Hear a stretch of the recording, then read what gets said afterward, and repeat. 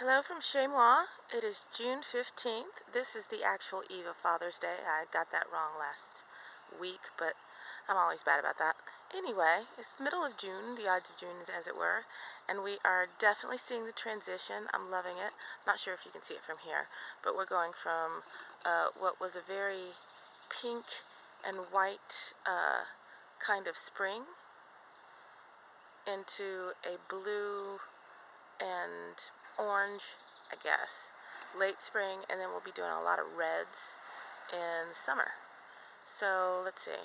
Let's start next to the neighbors and work our way around. Now, the bags in the driveway are not garden related. We went on a vacation and I got some bites, and I've had bed bugs before. And here in the Georgia heat, one of the best ways to decontaminate your luggage is to put it in a black plastic bag out in the driveway for a day or two and just fry them, because they die very quickly.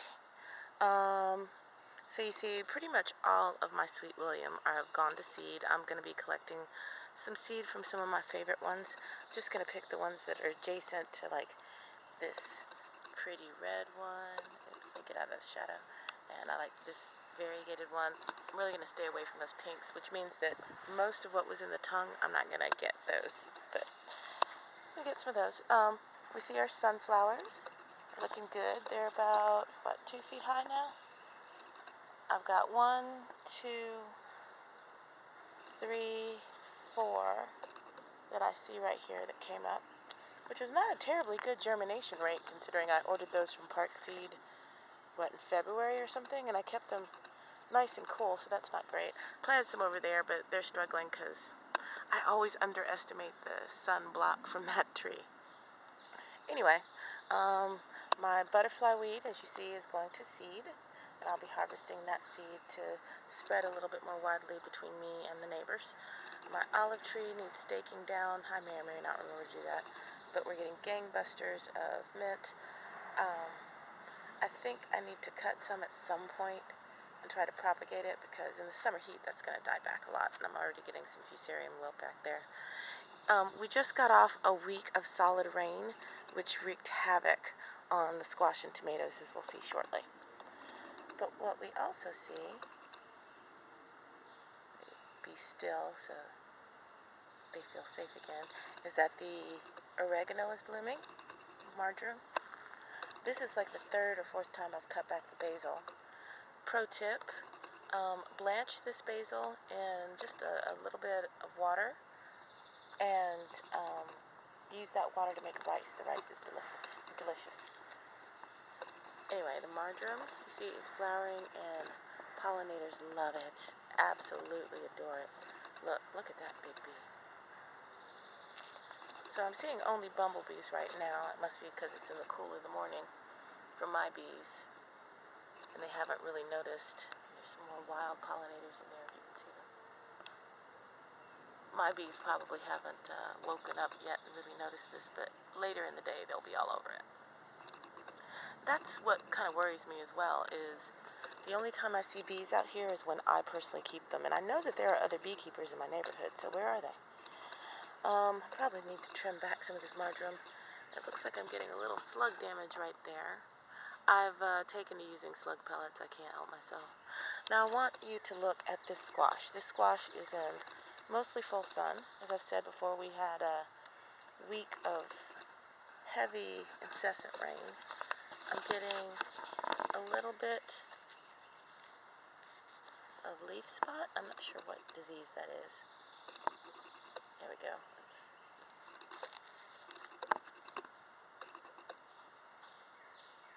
I'll have to look that up later. I think it might be powdery mildew. Let's see if we've got anything in there. Because of all the rain, so what I plan to do today is spray everything with copper fungicide, because I'm just not planting anymore, and it is still organic. And I'm going to trim off all but like one of these male flowers to encourage some female flower set. My peppers are doing great. That's the only thing I'm not having problems with this year is peppers. This basil is looking nice. It's probably time to trim it again. So we should have lots of purple pesto over the winter, and Thai pesto. My marigolds are looking good. The yarrow's in bloom. All that rain, well, first we started with heat, a horrible heat wave of like 93 for 7 days in a row, followed by barely making 70 and torrential rains for 7 days in a row. So my nasturtiums are valiant little creatures, and one of them has lost its blossom there. But despite that mistreatment and the leaf miners, they're doing really well. I think when the weather cools off in the fall, they're really going to be spectacular. As I said, my peppers are doing well. Getting some fruit set on the California Wonders. I've had, again, some sort of leaf spot blight, heat and rain and whatnot, but the eggplants seem to be coming back nicely, and they're doing a valiant effort. Even that one over there, we'll get closer in a second, lost all its leaves, but it seems to be really holding on to that fruit. So I'm going to take those small fruit and let it concentrate on healing itself rather than putting out fruit. And I'm going to spray everything, as I said, with a little bit of copper fungicide. See how badly this one was decimated. But it's valiantly coming back, so it's got buds all over the plant. I'm also planning to give it a little bit of liquid fish fertilizer. I've got a couple of different kinds of marigolds. These are, I believe, the tagetes, not sure how you say it. Anyway, they have much lacier foliage, and they seem to be a little bit more persnickety, less amenable to this climate. These traditional look better, and we'll go over to the hybrids. Yeah, I'm getting some nice fruit set on my California Wonders, so now would be a really good time to fertilize them nicely. I'm planning on going on a business trip for almost, 2 weeks intermittently. There's my eggplant with the leaf spot again. So I really want to do some serious preventative maintenance here. These hybrid boleros, I believe they are looking really nice. This year, as you notice, I planted like varieties of marigolds in clumps so that I could decide which seeds I really wanted to save. And then I can write it down, take a picture of it, and see if actually I'm making my own hybrids next year. Because I imagine the pollinators will not confine themselves to just one type when they're so close together. I've had the never-ending chalk blossoms, and I believe this is largely due to my fertilization regimen, because I've been fertilizing religiously every 10 to 14 days. Actually more often than that, because I fertilized twice when we had all the rains, because I figured they were going to lose nitrogen. I, as we recall, caved in and planted some cucumbers over here.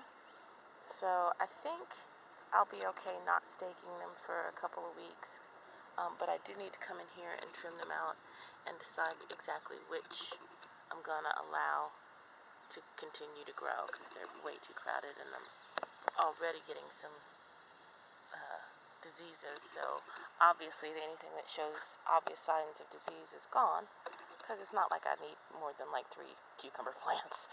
My strawberries look really good. Here, let's come over here. And I actually see some pretty little strawberries. Look at that.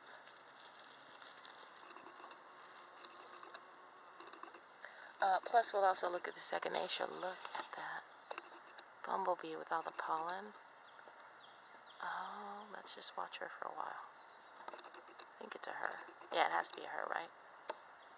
Look at all that pollen in her basket. So I definitely want to harvest some more coneflower seeds this fall and ridiculously propagate that, because that seems to be a haven for the native pollinators. Look at her, she's all investigative. That's some National Geographic stuff right there. Anyway,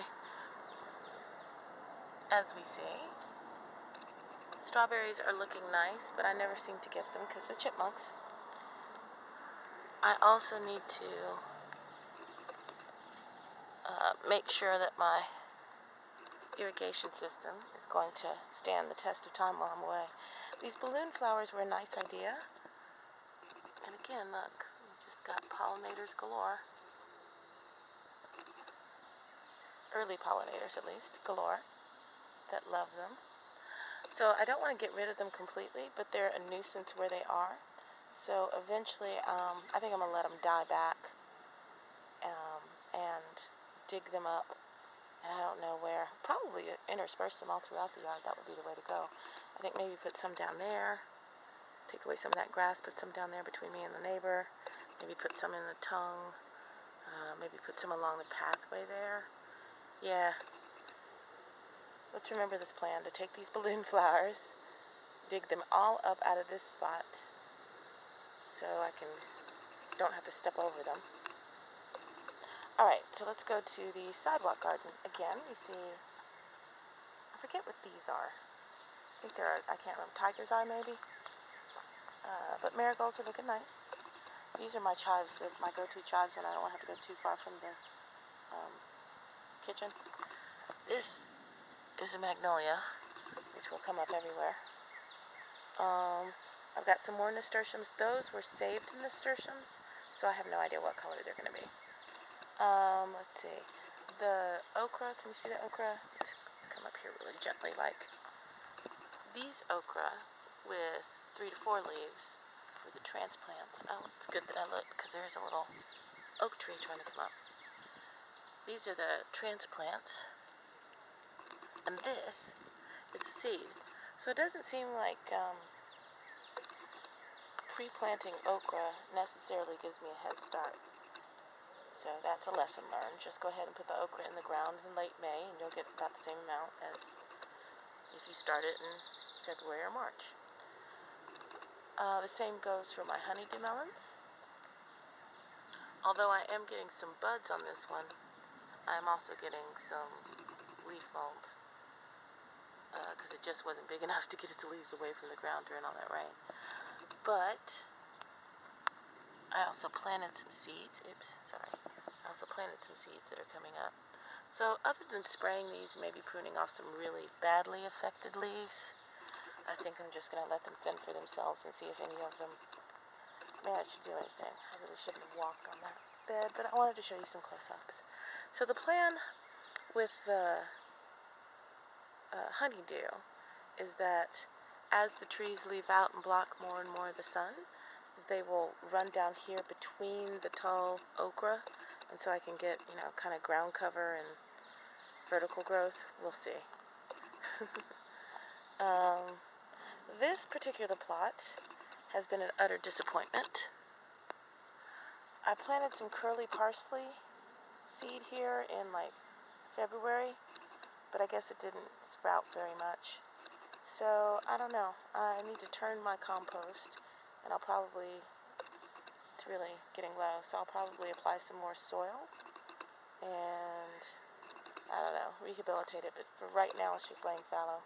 Maybe I'll get something a little later in the season. Maybe, who knows? That's a catnip plant that I neglected to trim properly, so now it's going to seed. So I moved it over here because I really wouldn't mind having some catnip right here to attract neighborhood cats, maybe discourage neighborhood chipmunks, but there's not a lot that can be done to discourage chipmunks.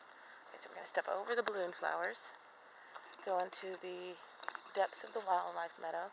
Now we see that bush right there next to the avocado tree. In fact, we're going to come back down and come back up, I think. Oh, that is bee balm, I think. It's got some pretty native pollinators on it. I don't recall ever seeing these bloom like this before. I was actually thinking about getting rid of them, but maybe they're just a biennial, because they do seem to really attract some of those smaller native pollinators. So, hey, let's keep a hold of them then, maybe. Okay. Ew. I need to trim between the rocks. I'm trying for this rock wall that I excavated. I did not build this. I excavated it. I'm trying to just keep ferns and mosses and kind of keep the ivy at bay, but it's, it's a never-ending fight. Again, more echinacea. These seem to really give me the best bang for my buck under the trees. And again, all of this just needs to be, I want to pull it and give it to the chickens. Wild ginger. Does anybody have an opinion? Because I've seen both that you can make a tea, that if you extract the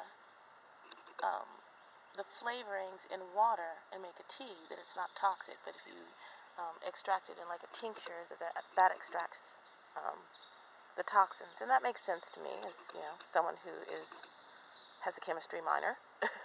But I was just wondering if there are other warnings, because, you know, certain nationalities have differences in their digestion.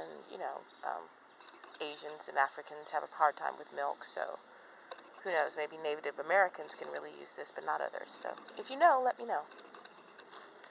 Anyway, this monstrosity is a hazelnut. A hazelnut. Actually, it's two. I bought 4 originally, 2 different cultivars, and planted them here back when this tree was actually right just to here. So it was probably 15 years ago. I've never seen a hazelnut. I've never seen a blossom. And now it's got canes, let's see if you can see, all over the place. So what we're going to do, actually, is we're going to wait until those cucumbers need staking, and then I'm going to decimate these all. I mean, I might try to dig up the roots and give them away for someone who has better sun, might have more luck with them, but I'm done with them. So I want to, this is the last year they're going to be here. I'm going to get rid of them. I'm going to get rid of the roots, and if I can't dig up the roots, then I'm going to paint them with poison, because we're done now. As you see, there's still some pretty little sweet william in isolation. I can come through here and get some of the seeds. I love taking pictures of the pollinators. Love these pollinators. Okay. And as I said, I'm going to kind of stick to the deeper colors and the darker colors. Okay, let's come down here. One of the reasons I want to get rid of the hazelnut, look at that monstrosity, is to give the avocado a little bit more room. Maybe a bit more sun.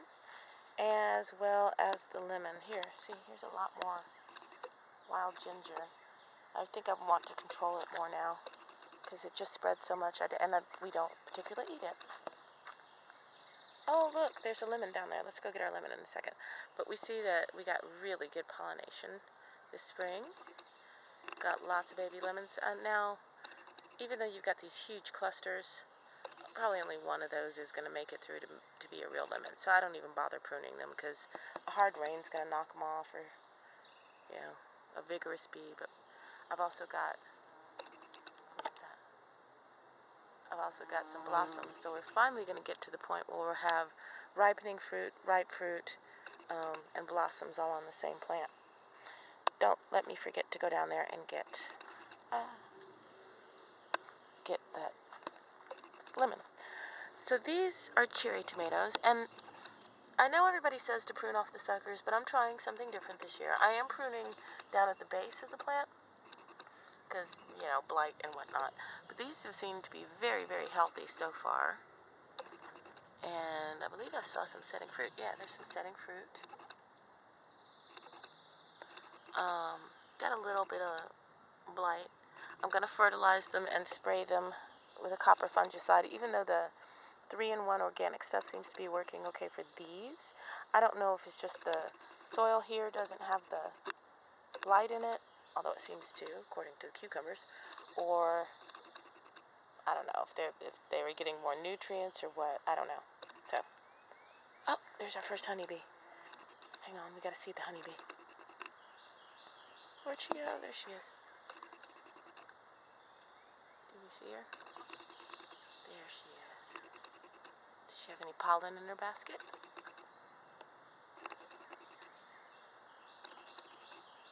So, we're just going to watch our honeybee for a little while, because I love watching honeybees. She's got, look at her, she can see her feet are getting covered with that yellow pollen.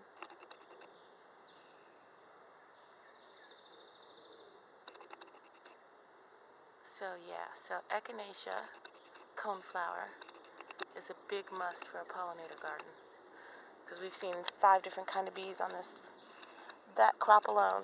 Okay, come out of here. I don't think we need to go back there. We We've talked about the lemon tree. Yeah, let's go back up to the tongue and whatnot. Oh, this is what I wanted to show you. My container garden, not doing so well. I believe this is downy mildew. Let's discover together. What are those? There's spots under there. I don't know what that is. Maybe that's not downy mildew. Anyway, we had a bunch of rain, and that is almost certainly early blight. So what I'm going to do is I'm going to spray everything, and then I'm going to prune it severely. I might have several different things going on here, because we see those like white, that leaf spot. What is that? This I am almost certain is downy mildew. Well, I was yesterday.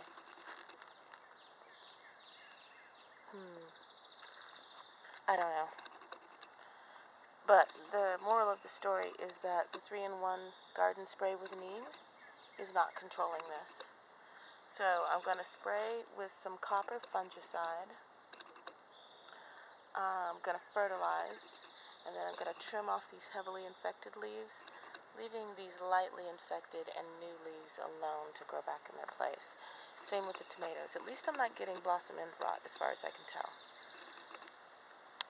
So I'm going to prune really heavily after I spray. You see I had a little bit of squash bug here, but I squished it. It seems I squished it before it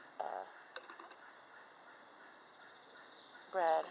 This is the worst, the most heavily infected leaf. Let's see what's on the bottom. And of course this is, and of course this is not going in my compost bin. I have a spot out back where I kind of leave these infected leaves. Oh, the other thing I want to do, oh no, it looks like my baby squash. Do we see the baby squash back here? Looks like it failed to get pollinated. I'm so sad. Okay, so that's another reason why we've got some more baby squash there. So we're going to take out all but one of these male blossoms. Yeah, maybe we'll have them in a little tempura tonight. Okay, so let's see. This batch of cilantro went to seed. So I'm going to let these little things come up because I think they might be new cilantro. We'll see. If it's self-seeding, then we'll just allow that. If it's not, then we'll scrape it all off and we'll plant some more cilantro. This rosemary has been just going gangbusters, as has this sage. So this one I need to keep spraying. I'll probably spray it with the copper fungicide now that I think about it, because it gets a little bit of rust on it. See the rust? But it's hanging in there. Oh, impatience. We'll go up there and see the decimation that are my window boxes, but these got back spray from the tomatoes when I was doing a heavy treatment of the neem oil, and that just killed all the blossoms. But it's also getting scraggly, and I need to just kind of prune it up and plant the stems a little deeper to encourage some more growth. Because you see that it wants to grow. It's just not really got the substrate to grow, and it's, supporting all this other stuff. So I won't have to look at it while it's growing out if I'm gone for a while. Trim it up. Need to harvest a bunch of cilantro. See, it's trying to start to go to seed. The mint is coming back nicely. There's chocolate mint, and I can't remember what the other one is. Spearmint. Anyway, peppermint. My hybrids especially, I want to take, this one lost all the, this one is also a hybrid, but my hybrids especially I want to take some cuttings from, because I think my impatience season needs to be rebooted. So those are the ones I'm trying to revamp, but it's really not working well. See, that catnip is going to seed, as is that catnip. Okay. And we're getting some spores from our ferns. Let's see. How are we doing on time? Uh-oh. Looks like I only got 4 more minutes to talk about the top of the garden. Last thing I'm going to do is I'm going to cut down all of these digitalis today, because I have enough of these seeds, I think, for naturalization purposes. You see my hydrangea hasn't really recovered. Sounds like my neighbor has a flat tire. You got the brown spots from where they were really dry in the heat wave before the water wave. I've been trying to spray this muscadine, but I have no confidence that it's not going to succumb to wilt later in the season. And let's see, I don't even want to get too close because I don't want to look myself. But let's take a look at the stems that used to be my beautiful impatiens. I don't know what happened. I mean, because they didn't get wilt like they normally do. The leaves just fell off. So consequently, I was going to trim these fatsia to try to keep things low. But I think I'm just going to let it grow up and block the house. Because even in my window boxes, I mean, those started out as nice bushy plants. I'm also going to try to trim those back. And now they're just straggly. They don't get enough sunlight. So the new plan is to put ferns there. And because we want no wasted space, we've expanded our mushroom garden back here. So in the green cans, we have some oyster spawn. I did some straw with oyster mushrooms, wild, and some store-bought. And each of these logs, these are red maple logs that I got from a neighbor and cured for 5 weeks outside. And then I cut the ends off just in case something had gotten on the ends, and they look nice and clean. And then you see it right here. I sealed the ends with beeswax as well as every single plug. And I've got brown chimay. I can't remember if that's the wild or the hybrid or the wide range shiitake, but that's a shiitake of some sort. This is a nameko. These are my old shiitakes, of course. And you'll notice that it's a much smaller pile. We'll go around the side because I cleaned out all the ones that were colonized by something else. And that's my other shiitake. So I'm not expecting to get, best case scenario, I'll get some shiitakes this fall from those, but I'm not really expecting it. I took some poison ivy down from that tree. It was all the way up there. And yeah, I'm still not allergic, so yay. These are the logs. Oh, you can see they're getting dried already. That were growing some sort of turkey tail look-alike mushroom. So I took those out of my cultivation area. This is where we didn't get morels and chanterelles yet. I don't know. I think it's still chanterelle adjacent season. Those are the ends of the logs. I just thought I'd put them down here and see what grew. We'll note that I got a new statue for the fern garden. I'm not sure I like it there. We may have to move it around. But one thing I want to try to do later tonight is come out here, because in this shade, when the fireflies come out about 9 o'clock at night, it just looks like little fairies are coming all around. It's really, really pretty. So, okay, I've got 44 seconds left on this video, according to my camera. So, that's it from the Entwife's Garden. Happy Father's Day.